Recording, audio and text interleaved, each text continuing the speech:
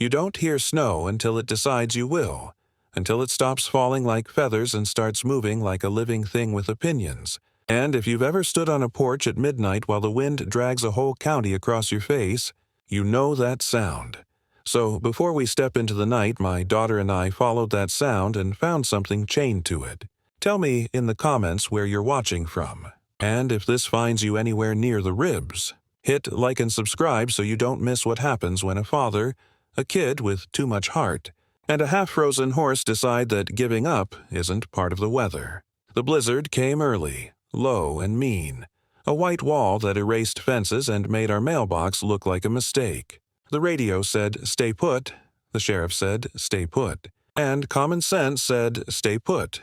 But then the generator flickered once, twice, and I heard Lena stop breathing the way she does when she's listening to something I'm too old to hear. "Dad," she said quietly, not spooked, not dramatic, just sure. "There's a horse out there." I wanted it to be the wind sawing the barn doors, or a coyote with a bad impression of a whinny, or any lie that would let me say in good conscience we'd wait until morning. But then it came again. Thin and hoarse, a sound that carried the shape of a throat and the weight of a body, and without thinking I was already reaching for the old halter, a length of soft rope, and the headlamp with the dead spot that always blinks at the worst moment. "We go to the creek cut and back, nowhere else," I said, the way parents make rules to warn themselves. "Stay behind me, hand on my jacket." She nodded and pulled my sleeve like she used to at crosswalks when she was 5. The door blew open like the house was trying to shove us back in, and the cold stepped into my lungs with knives. We leaned into it anyway, footprints vanishing behind us as fast as we made them, headlamp carving a small tunnel through a world that had forgotten edges. Snow made the cottonwoods into ghosts and the barbed wire into a line on a white page. The wind dropped in weird little pockets and lifted again, a breathing animal that didn't care about our names. We reached the creek cut by feel, because sight had declared bankruptcy, and that's when the sound came again from downstream. Closer now. Roar, not a movie noise but a real one. The kind a living thing makes when it's run out of quieter options. We slid along the drifted bank, hip-deep in places where the wind had sculpted traps, and the beam finally found him. A big, dark shape in a shape of dark, chained to a broken gate post at the fence corner where the county forgot to come back after summer grading. Snow crusted into his mane like salt, rope burns turned black by cold, chain riding high across his chest with the kind of tightness that comes from a bad knot and worse intentions. He didn't move when the light hit him. He just turned one ear and then the other, as if filing a report. There was a white patch on his muzzle that looked like a chess piece if you squinted, a little rook set on skin, and his eyes had the sideways shine of a creature who still hopes something is coming but isn't betting the rent. "Hey, buddy," Lena said, and I swear the wind softened a fraction at the sound of her voice. She edged forward slow, palms open, the way she approaches kittens and grumpy neighbors and anything else that might bolt. The horse lowered his head 1 inch, the small goods he could afford to offer. The chain had been looped twice through the gate hardware and locked with a cheap padlock that would have laughed at my numb fingers and a cold screwdriver. And I didn't have bolt cutters because I am a man who prepares for the last disaster and not the next. "Under," I told him softly, sliding my gloved hand between chain and hide to buy him 1/8 of an inch of breath. You can feel the difference between panic and pain when you've had enough of both. This was pain held still so it wouldn't become panic. I tied a simple slip on the hackamore I'd made from rope, passed it gently over his ears, and felt him flare at the crown of his head. Somebody had taught him a bad lesson about fast hands, but he didn't strike. He didn't rear. He just fixed his eyes on Lena's mitten and let me work. The lock wasn't going to give. Not in this temperature, not in this wind. The post, though, had rotted at the base under the snow, and the crossbrace had been chewed by mice and neglect. "On 3, I said, which is what men say when they need to convince themselves that time is a tool. I got my shoulder into the dead wood, Lena pressed with both small hands, the horse leaned with the patience of an old tractor, and the brace groaned like winter giving up a little secret. The post tipped, chain slacked, and for a heartbeat he swayed as if deciding whether to believe in gravity today. Then he took 1 step, deliberate, careful, and I could have cried except the cold had already stolen those plans. Home, I said, because the word still had a job. Getting a half-frozen horse to move through waist-deep drifts in a whiteout with a child at your elbow is not wise, noble, or brave. It's stupid with a deadline. We did it anyway. He followed the rope like it wasn't a rope at all but a memory. Nose tucked to my shoulder, ears flicking to Lena's voice whenever I lost him to the wind. Twice he fell into a drift up to his belly and thrashed in that blind, awful way prey animals do when the world grabs them. Twice we pressed our bodies against his flank and let him crush us until he found bottom. The second time his knee buckled and I heard him groan, a torn metal sound that made me hate some man I hadn't met. "Easy, Rook," Lena said, naming him without asking permission from the universe, and when she said the name it fit like a halter that had been hanging on a barn nail for years waiting for its head. The last 100 yards might as well have been 100 miles until the headlamp lit the house like a lighthouse through milk glass, and the barn door floated up out of the white like an idea you could almost remember. I hadn't planned to bring anything wild back into that barn after the last winter I'd failed a goat during a freeze. Plans are what you make to give regret a schedule. We got him into the south stall, the good one.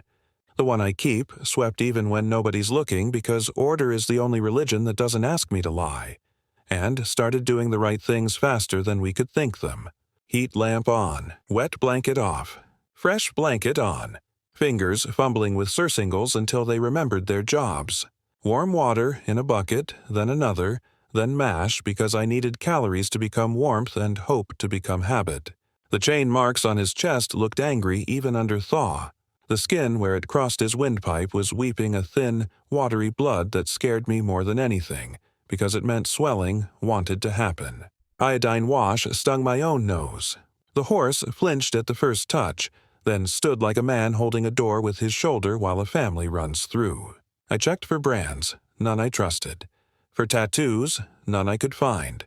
For the kind of mark that says this animal was never livestock, only equipment. What I found was a shoulder groove as if a bullet had kissed him and changed its mind, and older scars along the pasterns that told a story I didn't need to hear twice. The wind went on, tearing at the eaves while Lena read, out loud as if words made a snow fence, from an old paperback she'd stolen from my nightstand, a western with terrible dialogue and good horses. Rook's lower lip drooped until he looked comically dignified, the way animals do when sleep grabs them first by the mouth. When I stepped out to check the generator and the drifted path to the propane tank, the storm tried to push itself into my chest again like a stubborn customer. And that's when I saw the headlights through the curtain of white. Too low and too steady to be a neighbor, too late to be good news. The sheriff's office was busy with wrecks and blackouts. I wasn't going to get a deputy up our lane until morning unless the house was on fire. The truck that nosed past the mailbox had the wrong kind of quiet. It idled at the end of our drive like a question somebody didn't want you to answer out loud. I killed the barn light, left the heat lamp glowing red like a coal in the stall, and stood in the dark long enough to watch two silhouettes get out. Heavy coats, the posture of men who can see in storms because they make their own weather. One carrying something that hung wrong for a toolbox. There are voices you can hear without hearing. Theirs were smooth and empty, the kind that sell broken dogs as guard animals and call it doing you a favor. They knocked with their knuckles on the barn door, the polite way men knock when they're hoping you open it to save them trouble. "Evening," the taller one called. "We're here for our horse." My heart tried to do dumb math. "Wrong address," I said through the wood. "Wrong night." He laughed as if that had been clever. "Tag says federal asset." Wandered off. "We'll compensate." I thought about the chain on Rook's chest, the lock, the weather, the way his knees had said no to the drift and his eyes had said yes to my kid. "He's not an asset," I said, and thought how foolish it is to argue vocabulary with men who only know the price of nouns. "We're calling the sheriff," Lena whispered, already punching the number. The phone found a signal, then lost, then stabbed back in, enough to leave a message with a location and 3 words that always get recorded. Men. Barn. Now. Maybe that voicemail saved us. Maybe it was the weather. Maybe it was that I had slid the oak drop bar into the brackets a decade ago after a tornado took the north wall, and I learned about insurance the hard way. Either way, the men decided tonight was a bad night to fight a veteran in his own dark. Their headlights slid away. I let my knees unlock, and only then did I realize how much my body had been bracing since the first whinny. We spent the next hours building a future out of minutes. Rook drank. Rook peed, which is a miracle you don't understand until you've watched an animal decide to live. Rook ate slowly and then with a little greed, which is the right order for believing. His chest warmed under the blanket and the iodine dried tacky and the wind tapered like an argument losing confidence. Around 3 in the morning, a sharp thud sounded from the back of the barn, the kind of sound that means snow has leapt from a roof, or a branch has surrendered, or a problem has just been born. The back lean-to groaned and I felt the floorboards shift under my boots. A drift had piled up against the addition and the old rotted ledger finally gave. The whole lean-to shivered, coughed up a plume of powder, and began to sag toward the stall wall. It wasn't going to kill anything immediately, but give it an hour and we'd be burying more than tools. I grabbed a farm jack and swore us into a plan. Prop the beam, brace with 4x4s, relieve the wall near Rook's stall so if it went, it would go slow. The jack bit. The beam lifted an inch. The 4x4 flexed like a back with too many bales on it. "Dad," Lena said softly in that voice that's half question, half compass. Rook had stepped forward to the threshold and put his chest against the door, touching it with that same patient pressure he'd used on the chain post. "Back," I told him, because I am an idiot who thinks animals only understand orders. He pushed again, not panicked, not heady, just steadily, and the warped door swung on cold, stiff hinges until it cleared the jam. The beam above us clunked into the cradle, dust raining down like a handshake, and the lean-to settled into a truce with gravity. "You're hired," I said, and scratched the Rook with knuckles that couldn't decide whether to laugh or shake. Morning didn't so much arrive as admit it couldn't do better. The storm limped off toward the next county, leaving everything scrubbed and ridiculous. Sheriff Caro came up the lane in chains and coffee, took one look at the chain marks on Rook, and cursed in a way that sounded like a prayer misspelled. He knew the men I described, private contractors who call themselves something recovery, the sort of outfit that acquires surplus animals from places that don't like daylight. "File today, witness statements, vet report," he said, and I nodded while he photographed the lock, the broken post, the prints fossilized where the wind had not yet sanded them down. Our vet, Patricia, slid in behind him with the exact energy of a woman who keeps living things alive for a hobby and for a job. She checked ears and gums and reflexes and joints, taught Lena how to count respirations without staring, and said the most important sentence anybody said all day: "He wants to stay." Fever came that afternoon, the kind that rides the line between useful and scary. We beat it back with fluids and meds and a fan on low and my jacket shoved into the corner of the stall like an extra blanket because fathers will give anything a job if it keeps a kid from worrying. That night he shook, then settled, then shook again. And in the third hour, when his legs began to run in a dream, I put my palm on his shoulder and told him a story about a different winter, when my own father stood between me and something colder than weather, and how sometimes you don't have to win. You just have to stand long enough for the world to change its mind. Rook's breathing slowed.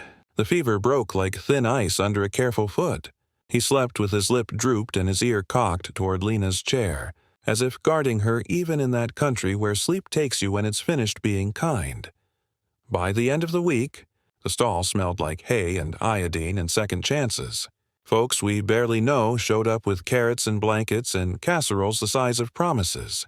Somebody left a bag of sweet feed with a note that said, "For the Rook," which told me news travels faster than weather when hope is attached.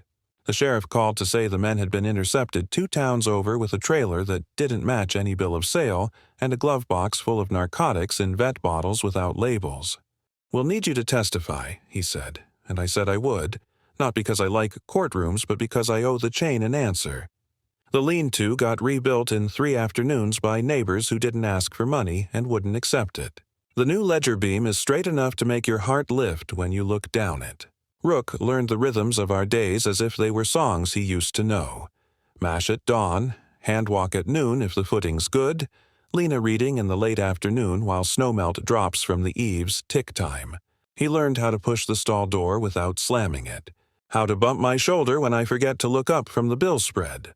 How to stand when thunder clears its throat in March and pretend he isn't listening for chains. 3 weeks after the storm, on a morning so bright it made the whole idea of winter sound like a rumor, we walked him out to the south pasture where the drifts had flattened into soft humps and the fence line had reappeared like a line of memory. He stood for a long time with his head high and his ears doing slow work, taking inventory, sky, wind, birds, the way Lena's laugh gets thinner when she's about to cry. And then he stepped forward into the snow with an odd, careful grace, lifting each leg as if placing it into a story on purpose. For 15 seconds he forgot he was ever cold. He lifted, he floated, he cantered uglier than he will someday and more beautifully than he needs to. And when the knee said, "For now," he listened and came back, blowing steam like a locomotive, bumping his nose against Lena's chest in a gesture so gentle, it felt like a kind of vow. People ask me at the feed store why we did it. Why? We went out into a white hell for an animal. Someone else had already decided didn't count. I tell them there are only 2 kinds of nights in a life. The kind where you stay inside and the kind where you open the door. I tell them a kid said she heard a horse calling. And sometimes the bravest thing a father can do is believe what his kid says about the dark. I tell them a chained animal taught me something about freedom I hadn't learned yet, and that for the rest of my days when snow starts to travel sideways and the radio says, "Stay put," a small part of me will stand at the porch rail and listen for a sound that isn't the wind. If this carried you even an inch toward whatever door you've been afraid to open, don't forget to like the video. Share it with someone who needs to believe that winter doesn't get the last word. And subscribe so you don't miss the next time a horse with a rook on his nose reminds a family who they are. And if you're still here at the end of all these words, tell me in the comments where you're watching from and whether you've ever stepped into a storm for something that couldn't step out for itself, because I think that's how spring is born, one stubborn rescue at a time.